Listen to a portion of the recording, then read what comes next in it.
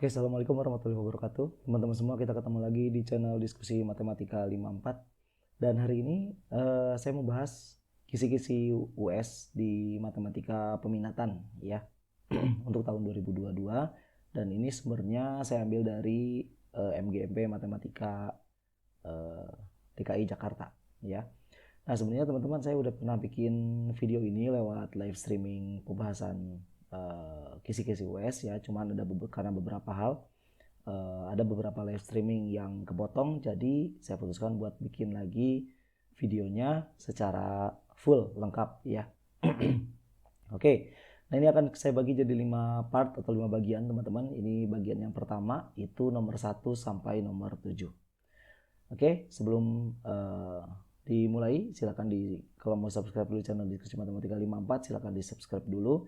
Dan sebelum nonton boleh disiapin dulu camilannya, minumannya ya, supaya nanti bisa lebih enjoy.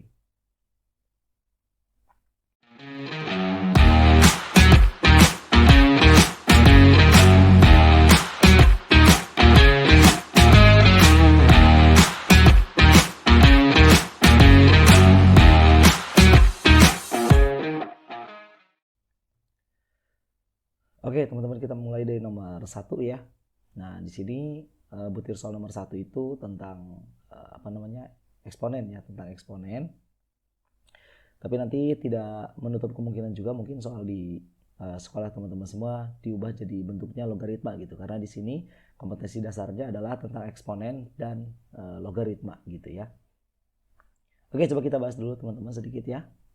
Ini sepertinya tidak terlalu sulit. Himpunan penyelesaian dari 16 pangkat x min 2 sama dengan 2 pangkat x kuadrat min 4x min 1. Nah, caranya di sini adalah kita samakan dulu bilangan pokoknya, teman-teman. Jadi bilangan pokok itu ini nih. Ini 16, ini 2 ya. Ini harus kita buat sama dulu. Jadi caranya 16-nya ini kita buat jadi 2 pangkat 4 ya. 2 pangkat 4 kemudian dipangkatkan x min 2. Ini sama dengan 2 pangkat x kuadrat min 4x min 4. Nah, kalau ada pangkat dipangkatin lagi kan tinggal dikali aja ya. Jadi 2 pangkat 4x min 8 sama dengan 2 pangkat x kuadrat min 4x min 4. Nah, ini tinggal dicoret saja ya, habis, ini pun habis. Nanti hasilnya adalah 4x min 8 sama dengan x kuadrat min 4x min 4. Ini kita rapiin bentuknya ya, pindah ruas. Jadi x kuadrat min 8x x kuadrat min 8x, kemudian di sini, oh salah, ini bukan plus 4 ya, sorry. Ini plus 1 di sini. 1 ya. Kita lanjut, berarti jadinya x kuadrat min 8x plus 7 ya, sama dengan 0. Ini kalau kita faktorkan jadi x min 7 dikalikan dengan x min 1. Oke, dari sini kita dapat bahwa x-nya itu sama dengan 1 atau x-nya sama dengan 7. Nah, gitu dia teman-teman. Ya, itu untuk nomor 1. Oke, kita lanjut ke nomor 2 ya. Di sini kompetensi dasarnya adalah masih menentukan eksponensial dan logaritma ya, masih tentang eksponensial dan logaritma. Tapi di sini diketahui grafiknya, teman-teman. Nah, cara mengerjakan grafik ini bisa dengan 2 cara, teman-teman ya. Bisa dengan 2 cara. Yang pertama itu dengan kita buat fungsinya dulu. Kita buat fungsinya. Jadi kan ini ada grafik nih. Ini pasti ada sebuah fungsi dong, ya enggak? Nah, jadi pertama kita bisa buat fungsinya kalau memungkinkan, kalau diminta gitu ya. Tapi kalau misalkan tidak pun, nanti bisa kita langsung ke cara yang kedua, yaitu apa? Uji option ya. Uji option. Nah, biasanya ini cara yang sangat efektif teman-teman untuk uji option ini, terutama di soal-soal tentang grafik ya. Jadi caranya kalau untuk uji option di sini kita ambil titik-titik yang dilalui oleh si kurvanya. Kita ambil di sini, kita punya 3 titik ya. Sini 1, ini 2.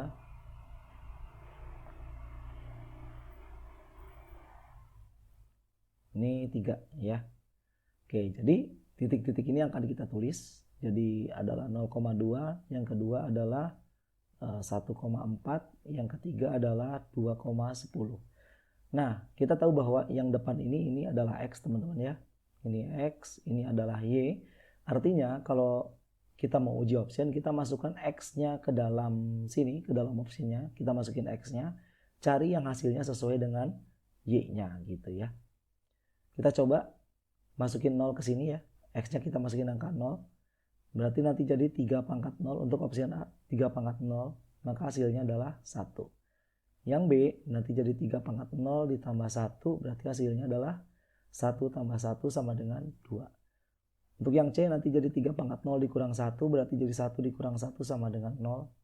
Yang D itu adalah 3 pangkat 0 tambah 1, jadi 3 pangkat 1 ya, sama dengan 3. Kemudian yang E jadi 3 pangkat 0 dikurang 1, berarti 3 pangkat min 1 sama dengan 1/3. Nah, di sini yang diminta teman-teman adalah yang hasilnya 2. Gitu. Berarti yang A ini salah, yang B betul, yang C salah, D salah, E salah. Nah, karena yang betulnya ini udah tersisa 1, berarti jawabannya udah fix adalah yang B gitu. Nah, kira-kira seperti itu teman-teman. Ya. Nah, sekarang gimana kalau disuruh buat fungsinya? Contoh, ini kan biasanya bentuk umum dari fungsi eksponen itu bentuk umumnya adalah fx sama dengan a pangkat x plus b ya, a pangkat x plus b. Jadi kalau misalkan nanti disuruh nyari fungsinya teman-teman, kita akan cari nilai a dan nilai b nya gitu. Nah, nggak menutup kemungkinan rumus atau bentuk umumnya ini akan berbeda gitu ya, tapi nanti cara yang digunakan bisa sama teman-teman, dan ini pun bisa digunakan ketika nanti soalnya bentuknya logaritma gitu ya. Oke, kita coba ya kalau misalnya bentuk umumnya seperti ini, kita masukin titik-titik yang diketahui gitu. Jadi kita masukin pertama adalah 0,2 gitu ya. Berarti kita dapat bahwa A pangkat 0 ditambah B sama dengan 2. Berarti nanti di sini 1 ditambah B sama dengan 2. Berarti kita dapat B-nya sama dengan 1 ya. Nah, untuk cari A-nya kita masukin titik yang lain. Terserah mau yang 1,4 boleh, mau yang 2,10 boleh. Kita ambil yang 1,4 aja ya. Nah, jadi masukin X-nya 4. Berarti A pangkat, masukin X-nya 1, sorry. A pangkat 1 ditambah B sama dengan 4. Kita udah tahu nih B-nya 1, berarti A ditambah 1 sama dengan 4. Berarti A-nya sama dengan 3. Nah, karena variabelnya cuma A sama B aja dan kita udah dapat B-nya, udah dapat A-nya, berarti pekerjaan kita selesai, teman-teman. Ya. Berarti di sini kita dapat fx-nya itu adalah ax tambah a pangkat x tambah b, di mana a-nya adalah 3, berarti 3 pangkat x ditambah b-nya adalah 1. Nah, ini dia. Jawabannya sama ya, yang B. Gitu, teman-teman. Oke, jadi nanti cara ini bisa teman-teman gunakan buat mencari soal-soal atau mengerjakan soal-soal seperti ini ya. Bisa kita buat fungsinya atau kita bisa langsung uji option. Itu dia. Oke, kita lanjut ke nomor 3. Ya, ini adalah salah satu bentuk soal kontekstual ya di logaritma. Nah, di sini teman-teman semua yang harus diperhatikan ya, yang harus diperhatikan adalah mengubah bentuk pangkat menjadi logaritma. Nah, di sini biasanya yang sering string stuck gitu ya. Dan justru disinilah kuncinya. Inilah yang nanti sering akan kita gunakan di soal bentuk kontekstual logaritma seperti ini. Oke, kita yuk baca sama-sama soalnya. Seorang ahli bakteri memantau perkembangbiakan di suatu daerah. Rumus luas daerah yang dipantau dinyatakan dengan AN ya, dengan fungsi AN itu adalah 1000 dikali 2 pangkat 0,5 N, di mana N-nya adalah banyaknya minggu. Jadi N-nya itu waktu dalam minggu, teman-teman ya. A itu adalah luasnya. Jika dalam beberapa minggu ini luas daerah yang terdampak perkembangbiakan bakteri adalah 9.000 hektar, maka lama waktunya itu kira-kira berapa? Jadi di sini luasnya udah diketahui ya, yang dicari adalah waktunya, minggunya berapa minggu gitu. Oke, kita masukkan, kita coba kerjakan teman-teman. Kita punya AN sama dengan 1000 dikali 2 pangkat 0,5 N gitu ya. Nah, sekarang luasnya ini kan udah tahu nih 9.000 ya. Berarti ini 9.000 sama dengan 1000 dikali 2 pangkat 0,5N. Ini coret, coret gitu. 9 sama dengan 2 pangkat 0,5N. Nah, di sini teman-teman. Gimana sih cara ngubah pangkat jadi logaritma? Ya. Jadi caranya gini. Kalau ada A pangkat B sama dengan C, maka nanti ini akan bisa diubah menjadi A log C sama dengan B. Nah, gitu teman-teman. Ini ya caranya. Oke. Nah, berarti dengan cara ini 9 sama dengan 2 pangkat 0,5N, atau kita buat bentuknya biar sama ya. 2 pangkat 0,5N sama dengan 9. Berarti ini bisa diubah jadi 2 log 9 sama dengan 0,5N. Atau 0,5N sama dengan 2 log 9. Ya. Nah, dari sini kita gunakan rumus ini teman-teman. Kita gunakan sifat logaritma ya. Sifat logaritma bahwa kalau ada A log B itu sama dengan log B per log A ya. Log B per log A. Nah, berarti kalau misalkan 2 log 9 ini bisa diubah jadi log 9 per log 2 gitu ya, sesuai dengan rumus yang ini. Gitu dia. Ya. Nah, log 9-nya udah dikasih tahu nih, yaitu 0,954 dibagi dengan 0,301. Nah, ini kalau kita bagi sekitar 3 lah ini ya. Mendekati 3, ini adalah setengah N, maka N-nya nanti sekitar 6 minggu. Gitu teman-teman. Oke, jadi jawabannya adalah E. Nah, jadi sifat-sifat logaritma ini harus teman-teman semua ulang-ulang lagi ya, dipelajari lagi. Nanti ada ya dua sifat inilah yang paling utama, yang mungkin sering lupa, sering stuck, nggak kepikiran gitu ya. Nah, ini kita kasih tahu dulu. Nah, tapi selebihnya bukan berarti sifat logaritma yang lain nggak diingat-ingat ya, tapi tetap dipelajari lagi untuk ujian sekolah ini. Gitu dia. Oke, langsung kita masuk ke nomor 4 ya. Nah, nomor 4 ini sudah masuk tentang vektor, teman-teman. Di sini kompetensi dasarnya adalah kita bisa mengoperasikan vektor ya. Mengoperasikan vektor dalam bentuk aljabar ya. Nah, kita bisa membuat atau menuliskan vektor ini dalam bentuk kolom, teman-teman. Ya, jadi kalau A itu adalah min 5i tambah 2j, kita bisa tuliskan min 5, 2 ya. Kemudian B-nya kita bisa tuliskan 2, 2. Kemudian C-nya kita bisa tuliskan 1, 8 ya. Nanti bentuknya ini bisa yang mana aja teman-teman, yang kalian sukai yang mana gitu ya. Mau boleh yang bentuk IJK, boleh yang bentuk kolom seperti ini gitu.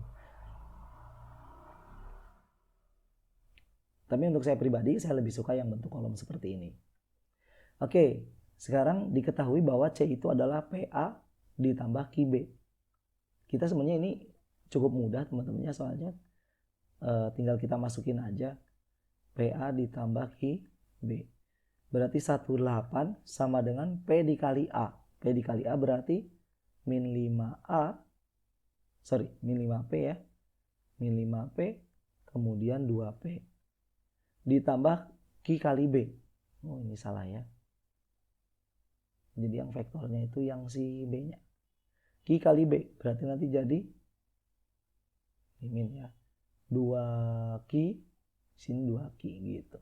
Ya. Nah, dari sini kita bisa langsung aja buat persamaan gitu ya. Jadi min 5P ditambah 2Q ini adalah 2P tambah 2Q. Nah, di sini kita langsung eliminasi aja. Kita gunakan eliminasi ya. 5P tambah 2Q sama dengan 1, kemudian 2P tambah 2Q sama dengan 8. Kita kurangi, ini habis, menjadi min 7P sama dengan min 7, berarti P-nya sama dengan 1. Kita masukkan ke salah satu persamaan, jadi 2P tambah 2Q sama dengan 8. 2 tambah 2Q sama dengan 8, karena P-nya 1 teman-teman sini ya. Berarti 2Q sama dengan 8 dan 2Q sama dengan 6. Maka Q-nya sama dengan 3. Gitu dia. Jadi yang ditanya P dikurang Q berarti 1 dikurang 3 sama dengan min 2. Gitu. Oke. Nah, jadi untuk penjumlahan pengurangan ini teman-teman semua bisa menggunakan penjumlahan dan pengurangan matriks ya. Karena vektor itu bisa kita tuliskan dalam bentuk matriks kolom. Itu dia.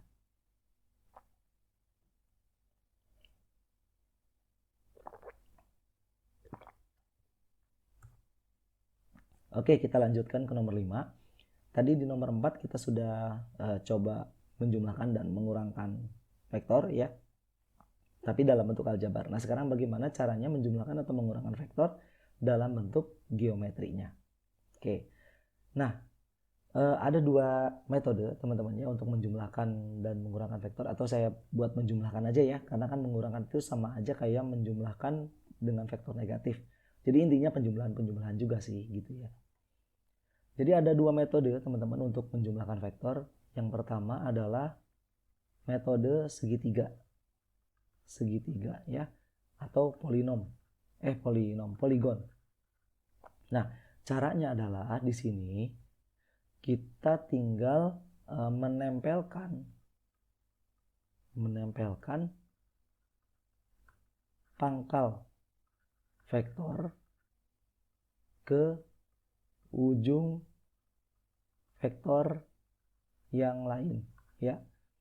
Jadi gini, kalau misalkan saya punya sebuah vektor gini teman-teman, ini vektor A, kemudian saya punya di sini adalah vektor B gitu ya. Nah, cara menjumlahkan ini gimana kalau secara geometri? Nah, caranya adalah kita tempelkan pangkal vektor B ke ujung vektor A. Artinya kita boleh menggeser vektor ini teman-teman. Geser ke sini, nanti jadilah seperti ini.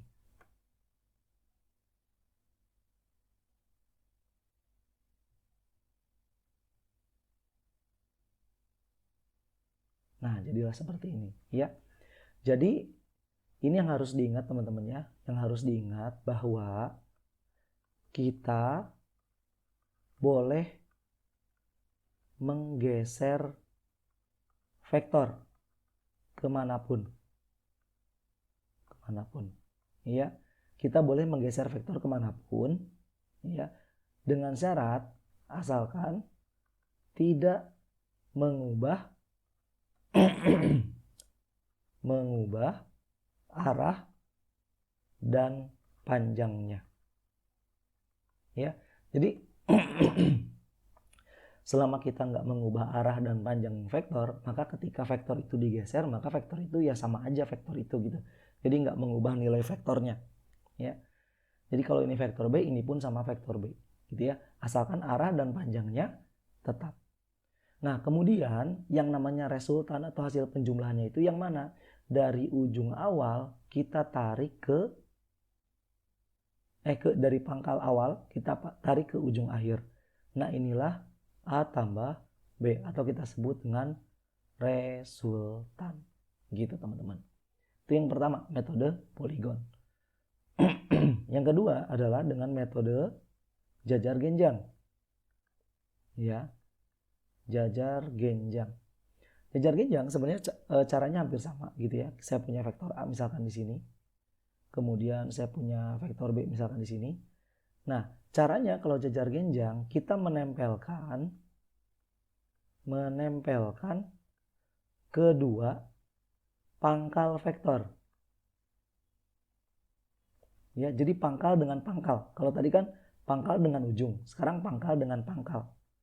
Jadi ini pangkalnya tempelkan ke sini, gitu ya. Kita buat misalkan seperti ini.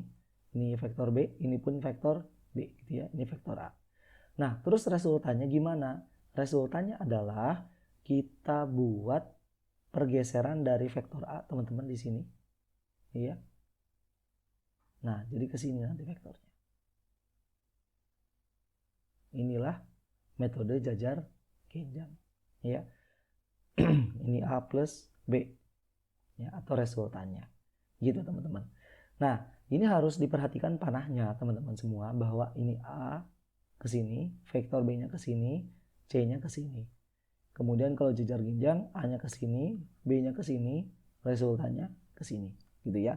Nah, berarti kalau dari soal ini yang merupakan penjumlahan vektor adalah yang nomor 2 dan yang nomor 3 ya, kalau kita perhatikan panahnya. Nah, kalau yang nomor 1 ini jebakannya teman-teman, vektornya ini ke sini arahnya, ini ke sini, ini ke sini. Jadi muter gitu. Jadi nggak menjumlahkan kalau kayak gitu ya. Tidak mencerminkan resultan vektor. Gitu dia. Jadi jawabannya adalah yang B. Gitu ya. Nah, yang harus diingat teman-teman, ini yang sering mungkin bikin stuck gitu ya. Bahwa ketika kita menggeser vektor selama tidak mengubah arah dan panjangnya, maka itu diperbolehkan ya, sah-sah saja dan tidak mengubah nilai dari vektor itu sedikit pun. Gitu dia. Kunci dari nomor 5 ini. Oke, teman-teman. Sekarang kita masuk ke nomor 6 ya. Nomor 6 ini masih operasi vektor. Di sini adalah dot product. Nah, kita bahas dulu sedikit tentang dot product, teman-teman ya. Dot product atau perkalian titik. Ingat, dot product itu menghasilkan angka atau skalar ya, tidak menghasilkan vektor. Jadi ingat ya, dot product itu tidak menghasilkan vektor teman-teman, tapi menghasilkan angka atau skalar. Yang kedua ya, ini yang sering muncul di soal. Yang kedua, jika kedua vektor saling tegak lurus,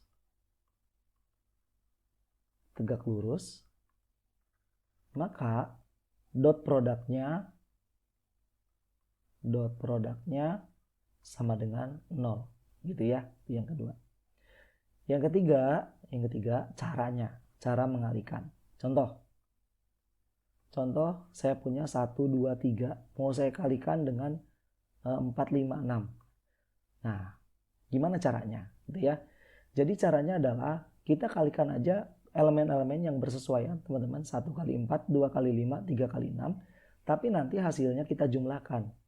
Jadi dot produknya ini hasilnya adalah 1 kali 4 ditambah 2 kali 5 ditambah 3 kali 6 gitu ya. Jadi ditambah hasilnya. Nanti sering ada nih yang seperti ini. Dikali jadi 4, 10, 18 gitu ya. Nah ini salah gitu. Jadi hasilnya itu nggak vektor lagi, tapi hasilnya adalah angka. Jadi ini 4 tambah 10 tambah 18 sama dengan 32. Nah ini adalah salah satu contoh dot product. Nah, sekarang gimana kita mengerjakan ini? Kita lihat di sini, yang kita dot product atau kita kalikan adalah A plus B dengan B plus C. Berarti pertama kita harus cari dulu vektor A plus B. A plus B berarti 3 min 4 gitu ya. Ditambah 2 min 1 3. Maka hasilnya adalah 6 min 5 min 1. Kemudian kalau A min B, A min B lagi. B plus C ya. B plus C itu adalah 2 min 1 3 ditambah dengan 4 min 1 5. Kalau teman-teman gak suka membuat dalam bentuk vektor kolom seperti ini, gak apa-apa ya, tinggal dijumlahkan aja seperti biasa. Oke, kita lanjutin. Jadi 6 min 2 8. Nah ini akan kita kalikan teman-teman. Ini kita dot produkkan. Berarti A plus B dot B plus C itu sama dengan 6 min 5 min 1 dot 6 min 2 8. Maka hasilnya adalah 6 kali 6 36, kemudian ditambah 10, kemudian dikurang 8 ya. Jadi 46 dikurang 8. Betul? Coba kita cek dulu nih. Oh sorry, ini salah, ini min 3 ya. Min 3 5, ini min 4 berarti ini 6 min 4 8. Berarti di sini 20 ya. Berarti 56. Kita hapus dulu. 56 kurang 8. Ini adalah Oke, oh ini ada kesalahan lagi ya sedikit. Ini harusnya adalah 5 di sini ya. Waduh, inilah harus teliti teman-teman ya. Teliti. Kita hapus dulu ya. Kita hapus dulu. Di sini 5, berarti ini 5, ini min 4 tadi ya. Oke, kita kalikan. Jadi 30 ditambah 20 dikurang 8. Maka di sini hasilnya sama dengan 42. Nah, itu dia teman-teman. Ya. Oke, jadi harus teliti ya. Jadi intinya di dot product ini ada 3 kunci teman-teman di sini ya. Yang di sebelah kanan ini menghasilkan, pertama dot product itu menghasilkan angka. Yang kedua, jika kedua vektor tegak lurus maka dot produknya 1, itu harus diingat. Yang ketiga, cara mengalikannya. Ya, harus perhatikan cara mengalikannya. Oke? Nah, kita lanjut soal berikutnya. Ya, jadi soal nomor 7. Di sini masih operasi ya, salah satu operasi tadi operasinya ada penjumlahan, ada pengurangan, ada dot product ya, dan yang terakhir di sini yang dibahas atau yang disajikan di soal ujian sekolah itu adalah bagaimana cara mencari sudut ya, cara mencari sudut. Oke, kita bahas dulu sedikit tentang sudut pada vektor ya. Sudut pada vektor. Jadi yang pertama yang harus diingat bahwa sudut pada vektor itu dibentuk oleh pertemuan dua pangkal vektor. Jadi sudut vektor itu gini. Nih vektor, ini vektor. Ini pangkalnya harus ketemu dulu. Dua pangkal vektor harus ketemu. Maka ini disebut dengan alfa. Kalau seandainya ada yang seperti ini teman-teman, ya, kemudian ini bukan alfa, bukan sudutnya. Karena ini ujung sama pangkal, jadi nggak sah, itu bukan sudut, gitu ya. Nah, jadi sudut itu harus pertemuan dua pangkal vektor. Yang kedua nih, jika diminta sudutnya itu dalam huruf, gitu ya. Misalnya ABC, gitu ya, sudut ABC, maka ini bisa kita gambarkan seperti ini. Kan berarti sudutnya di B ya. Di B, ini A, di sini C. Ini sudut ABC teman-teman di sini. Ini alfa. Ini vektornya ke sini. Nah, kesimpulannya apa? Kalau nanti diketahui sudut atau diminta sudut ABC, berarti ini adalah sudut antara vektor BA dan vektor BC. Nah, ini nggak boleh salah dan nggak boleh kebalik hurufnya teman-teman. Karena sedikit aja nanti salah, maka nilainya nanti akan berubah. Ya, karena ini vektor. Vektor itu arahnya itu sangat penting gitu ya. Jadi kalau diminta sudut ABC, maka itu adalah sudut antara vektor BA dan vektor BC. Gimana cara nyari vektor BA-nya? Nah, vektor BA itu ya berarti koordinat titik A dikurang dengan koordinat titik B. BC-nya juga sama, itu adalah koordinat titik C dikurang koordinat titik B, gitu ya. Nah, ini review aja. Yang ketiga, cara nyarinya, gitu ya. Misalkan kita mau cari sudut antara vektor A dan vektor B. Maka sudut antara vektor A dan vektor B ini bisa kita rumuskan A dot B per panjang A dikali panjang B, gitu teman-teman. Ya, ini sama dengan cos alfa ya, jadi harus cos, ini rumusnya. A dot B per panjang A dikali panjang B. Oke, kita cari sama-sama. Kita cari panjang A nya dulu teman-teman ya. Panjang A nya itu berarti akar dari ini ya, 1 kuadrat tambah min 2 kuadrat tambah 2 kuadrat ya. Berarti sama dengan akar 1 tambah 4 tambah 4 berarti sama dengan 3. Kemudian panjang vektor B-nya itu adalah akar min 1 kuadrat ditambah 1 kuadrat, karena ini koefisiennya min 1 dengan 1 ya. Jadi ini akar 2 gitu ya. Kemudian kita masukkan ke rumusnya, berarti cos alfa itu sama dengan A dot B per panjang A dikali panjang B. A dot B-nya berarti nanti kan di sini kita punya 1 min 2 2 teman-teman ya. Dikalikan dengan min 1 1. Sorry. dikalikan dengan min 1, 1, 0. Karena ini hanya ada IJ-nya, hanya ada IJ teman-temannya, berarti K-nya nanti 0. Kalikan berarti jadi min 1, min 2, 0 ya, tambah 0. Berarti nanti hasilnya sama dengan min 3. Nah ini adalah A dot B-nya. A dot B-nya. Berarti min 3 per 3 dikali akar 2. Berarti ini sama dengan, coret ya, min 1 akar 2, kita kalikan sekawan, jadinya adalah min setengah akar 2. Nah, kita tahu di sini bahwa cos alfa ya sama dengan min setengah akar 2, maka alfanya itu adalah 135 derajat. Nah, gitu dia teman-teman. Ya. Nah, kita sampai soal nomor 7 dulu di video pertama ini. Perlu diingat dulu teman-teman bahwa mungkin soalnya, karena saya yakin ya soal di teman-teman semua nggak akan persis sama dengan ini, cuma nanti kunci-kuncinya ini yang harus teman-teman semua pahami ya. Itu aja pembahasan di sesi pertama. Mohon maaf apabila ada kesalahan, apabila ada kekeliruan atau yang mau ditanyakan boleh silakan tulis di kolom komentar ya. Itu aja, terima kasih. Sampai bertemu lagi di video berikutnya. Assalamualaikum warahmatullahi wabarakatuh.